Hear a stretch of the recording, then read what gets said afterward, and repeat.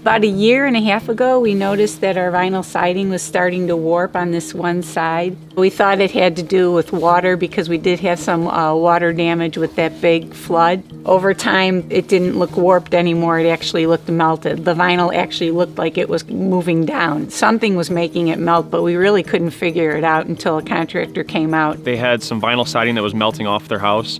Their neighbor just had some of the new low-E argon glass windows put on. With the addition and new windows, the sunlight reflecting off of those windows has affected our neighbor's vinyl siding. The windows are actually deflecting a lot of the sunlight back onto their house. And the reflection from their top windows is what was coming down and melting the vinyl. At first, she kind of laughed like it was a joke. I wouldn't expect windows to do anything to your siding.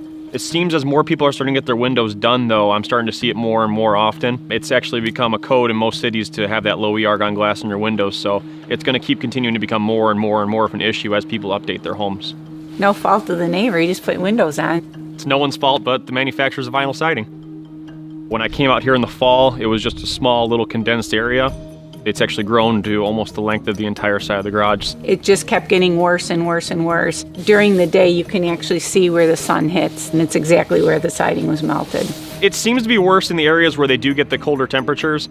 It'll melt down, crinkle up, and then the cold will freeze it, which will then cause it to stick. There wasn't much we could do at that point. Insurance would have replaced it with vinyl siding. But obviously, vinyl wasn't going to be an option because the same thing would have happened. We looked at some other upgrades. Hardie board gave me the most confidence that it would last. We ended up coming up with a pretty intricate design we're going to do on their house, and we're pretty excited to get started with things. But the most important thing is we're getting that Hardie siding on there. That way we know the house is going to last. The main reason why I like choosing Hardie over vinyl, number one is going to be your warranty. Getting that non-prorated warranty on the product itself, I think, is second to none. But also, since it's engineered for the climate. James Hardie siding has just got a much more upgraded look to it. And that's not even speaking to the durability. I just needed a stronger product. Not worried about my neighbor's windows. I don't think we're going to have any problem there. It's a complete feeling. I feel like the house is done and we're good to go for a long time. It makes me want to do the whole inside now.